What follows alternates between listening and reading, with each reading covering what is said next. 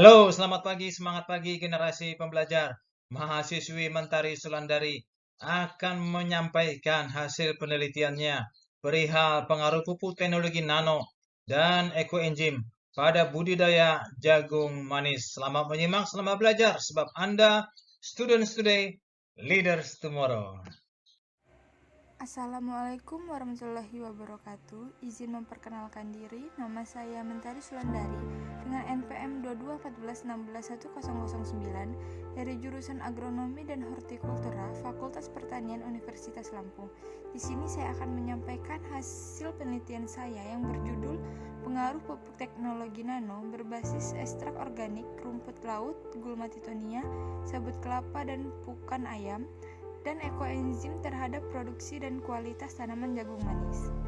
Jagung manis merupakan tanaman hortikultura bernilai tinggi dengan cita rasa khas yang berasal dari kandungan gula alam yang ada pada bijinya.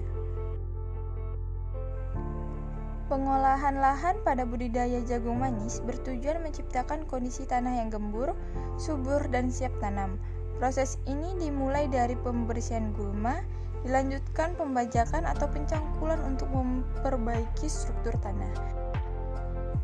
Penambahan pupuk dolomit pada lahan jagung manis bertujuan untuk memperbaiki kondisi tanah, terutama yang bersifat asam, dengan cara menetralkan pH agar lebih optimal bagi pertumbuhan tanaman. Dolomit mengandung kalsium dan magnesium yang berperan penting dalam meningkatkan ketersediaan unsur hara seperti nitrogen, fosfor, dan kalium sehingga lebih mudah diserap oleh akar.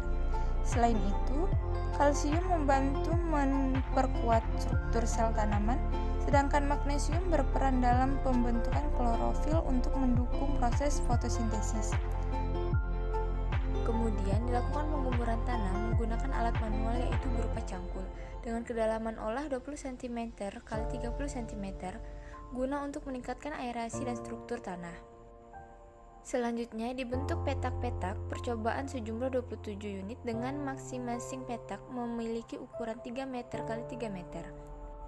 Langkah selanjutnya yaitu pembuatan lubang tanam. Jarak tanam yang diterapkan adalah 70 cm x 20 cm.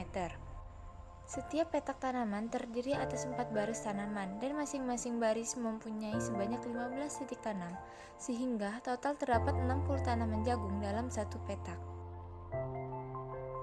Pada penelitian ini menggunakan dua pupuk organik. Yang pertama ekoenzim, yang kedua adalah pupuk organik cair. Untuk pembuatan ekoenzim sendiri, kita menggunakan rasio 10:3:1. 10 untuk bagian air, 3 bagian limbah organiknya, dan 1 bagian molasenya. Langkah awal yang digunakan untuk pembuatan ekoenzim yaitu memotong bahan organik, kemudian lalu ditimbang, dicuci bahan organiknya, lalu memasukkan semua bahan seperti sayuran, kulit buah, molase, dan air ke dalam jerigen, lalu ditutup rapat dan didiamkan selama 3 bulan atau difermentasikan. Kemudian untuk langkah pembuatan pupuk organik cair yaitu ditimbang bahan yang akan digunakan, kemudian dipotong kecil-kecil, lalu di blender hingga halus. Kemudian masukkan semua bahan ke dalam jerigen yang berisi air dan ditambahkan dengan M4. Lalu ditutup hingga rapat dan didiamkan selama 2 minggu atau 14 hari. Setelah 14 hari, dilakukannya penyaringan menggunakan kain berpori halus guna untuk memisahkan ampas padat dan fraksi cair. Kemudian dipindahkan ke wadah penyimpanan yang telah dilengkapi dengan sistem aerasi nanobubble. Selanjutnya dilakukan penyemprotan ekoenzim dan pupuk organik cair pada umur tanaman jagung 3 minggu setelah tanam, 4 minggu setelah tanam, 5 minggu setelah tanam, 6 minggu setelah tanam, dan 7 minggu setelah tanam, dengan menggunakan dosis yang telah dianjurkan. Setelah tanaman jagung berumur 73-75 hari, maka dilakukannya dengan pemanenan. Jagung manis yang siap dipanen memiliki ciri-ciri seperti rambut jagung berwarna kecoklatan, bagian ujung tongkol sudah tampak penuh, dan biji jagung terlihat padat serta serta mengilap.